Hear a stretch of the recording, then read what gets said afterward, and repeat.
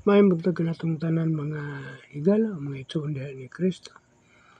So nini nga kapuntagon mga tuuno sa bukitas sa pulong sa Dios. O ginapunta nga kitang tanan makabaton gapon og kadasig sa pagpaminaw nini. Sanglit kay kaning mga bahina usa sa mga importante no. Kung kini mahitabo usab sa ato ang kinabuhi. So di ta maglangan mga igsoon. Gasugod kita sa pagbasa sa libro sa John 8:1 ta magsugod no. So ato lang tan-awon ang tula sa nga verse kita matapos ni tugay nga ato gapas ni mauman ang sugilan no. So sugod ta basa sa John 8:1. Jesus went unto the Mount of Olives. No, apan si Jesus miadto sa bukid sa mga olibo.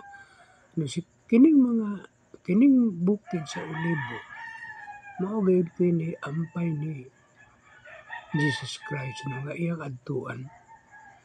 So matag karon unya magabasa ako sa Biblia.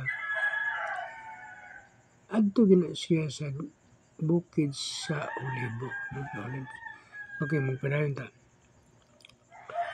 And early in the morning he came again into the temple, and all the people came unto him, and he sat down and taught him.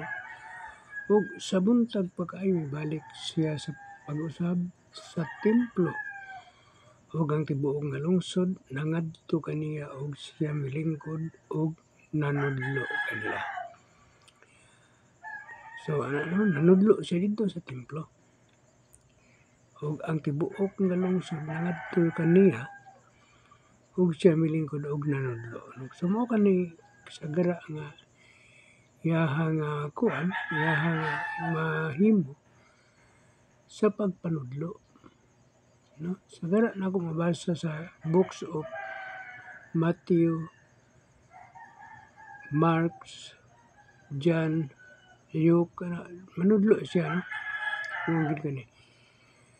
So, and the scribes and Pharisees brought unto him a woman taken in adultery, and when they had set her in the midst, no?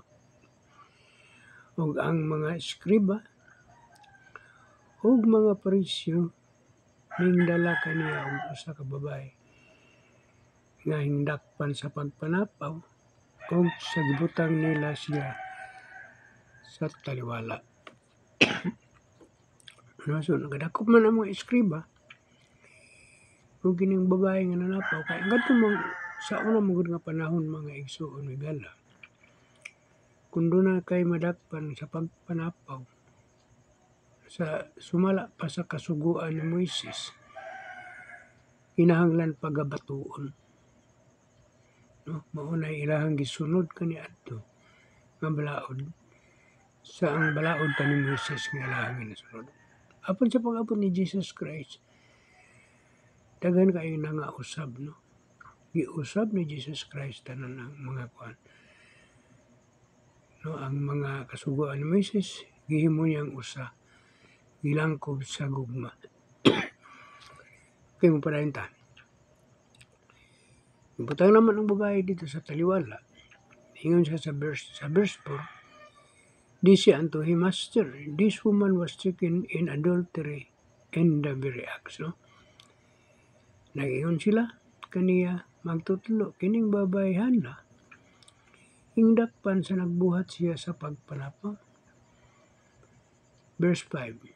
Okay, hingdakpan magid. Naasiguro sila yung mga kuan, naasiguro sila yung mga evidence adto. So manang ilahang gidala. Now sa verse 5 ta. Madto, no? Now Moses and the law commanded us that such should be stoned. But what says you? No?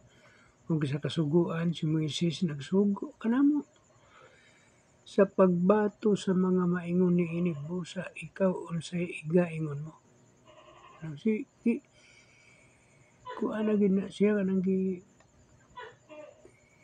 kuan na gyud niya ang magtutudlo si Jesus Christ kung unsay imong ikasulti about ani nga sala kay sa kang Moises kinahanglan amo mga pagabatuon. Nami ana na. So ang kanila ituod mga Parisees ug Iskriba mga igsoon mao ni siya number 1 nga mo alkontra sa mga tudlo ni Jesus Christ, no. Sila mo imo opposite kanunay kining Scribe and Pharisees, no. Presyo. So ngayon ang mga Iskriba nga unsay igaingon mo, no? Sa verse 6, this they said, tempting him, that they might have to accuse him. But Jesus stooped down and with his finger wrote on the ground, wrote the herd the not. Ingon na si ingon kining mga kuan Iskriba kini giingon nila sa pagsulay kaniya aron may ikasumbong sila batok kaniya. Apan si Jesus sa mipungko sa yuta nagsulat sa iyahang tudlo, no? Pungko siya, nagsulat-sulat lang siya sa yuta, no? Ginamit ang iyahang tudlo. Pero baliwala lang niya ang kining mga sumbong sa Iskriba. Sumprahin ta. Sa verse 7. So, when they continued asking him, he lifted up himself and said unto them, he that is without sin among you, let him first cast a stone at her. No, dyan ay ang giingon niya, tindog siya, kaya napungko mo siya, sulat-sulat sa yuta, tindog siya, ang giingon niya, kinsay walay sala kaninyo. No, kinsay walay sala kaninyo, maoy mo una og bato. Karon mga igsoon, higala kay wa man gimi una og bato. Nagpamatuod nga sad-an day sila. No? Wala gini perfect, puro sad-an. Kaya wa may bato. Ang giingon ni Jesus Christ, kinsay walay sala, sige may mauna og bato. Pero kay wala may bato, nagpasabot. Sila usab nga naa sa palibot ni Jesus Christ, puros adunay sala, makasasala pod, no? So, mupadan kita sa verse 8. And again he stooped down and wrote on the ground.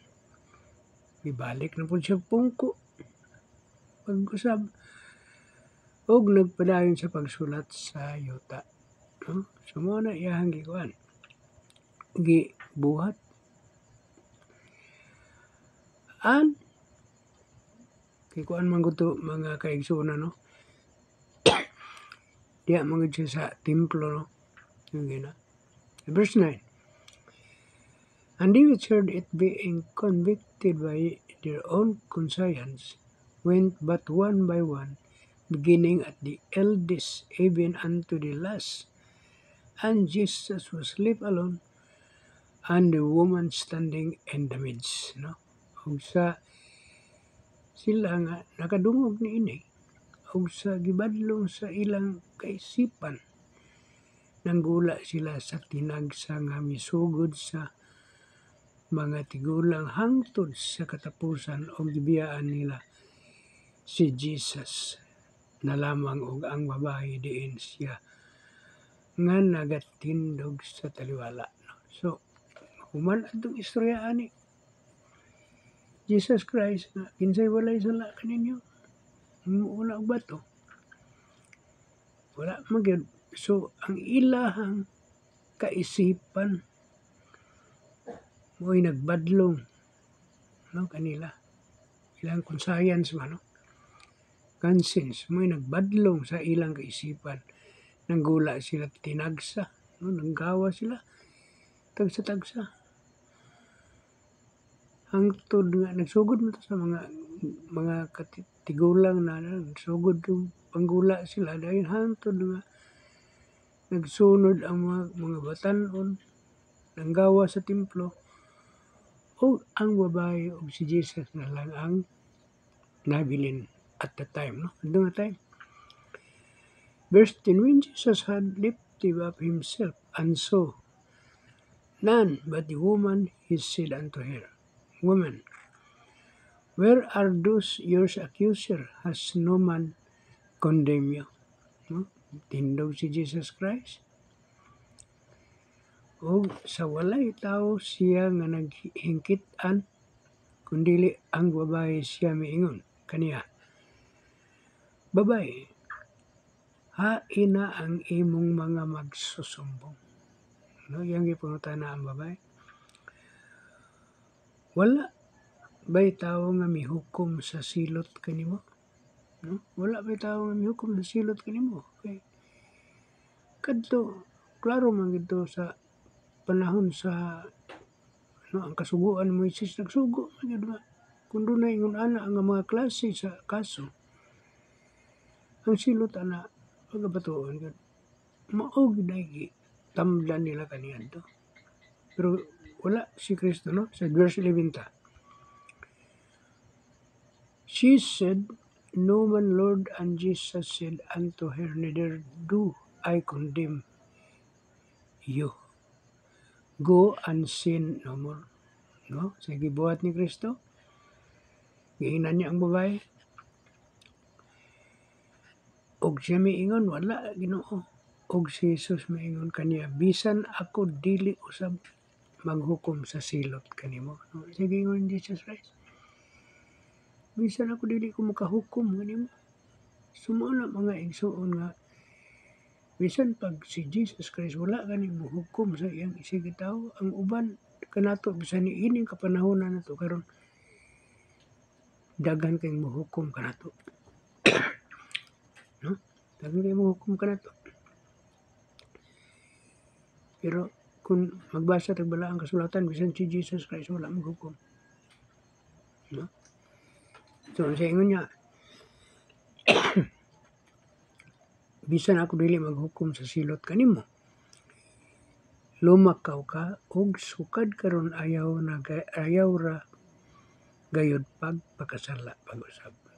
No? So nagkuan lang siya, ingon lang siya sa babae. Bali iyahang kuan ba, warningan ba. Na ayaw na ko pakasala pag-usab. No, lumakaw ka. Huwag na pagpakasala pag-usab. No? So mo nagibuhat ni Jesus Christ ngadto sa babae. So nakadumdum ko, no? Katubitang sa babae sa Samarianhon, no? Dito sila nag-abot ni Jesus Christ sa tabay nga kadto nga tabay karaan pag ito nga tabay ginama pa ni ni Abraham.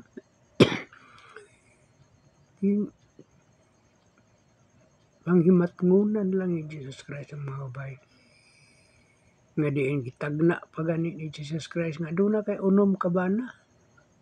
No, nahibulong mo gani ang babae nga nganong nasayod si Jesus Christ nga doon ay unom kabana ang babae. So palan kita. Verse 12, no?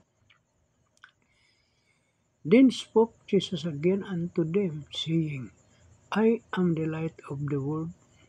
He that follows me shall not walk in darkness, but still have the light of life. No? So kanindot kayo.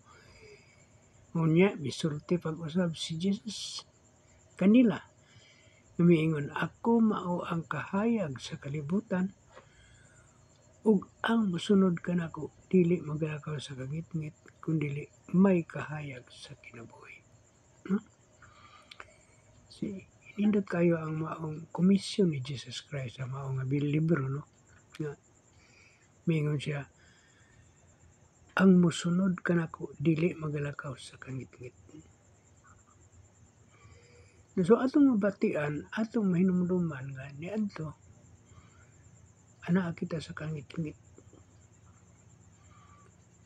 Apan gihimo ang tanan sa atong Ginoong Hesukristo para mahawas kita sa pagkaulipon sa kangitngit. We are the bondage of kining darkness,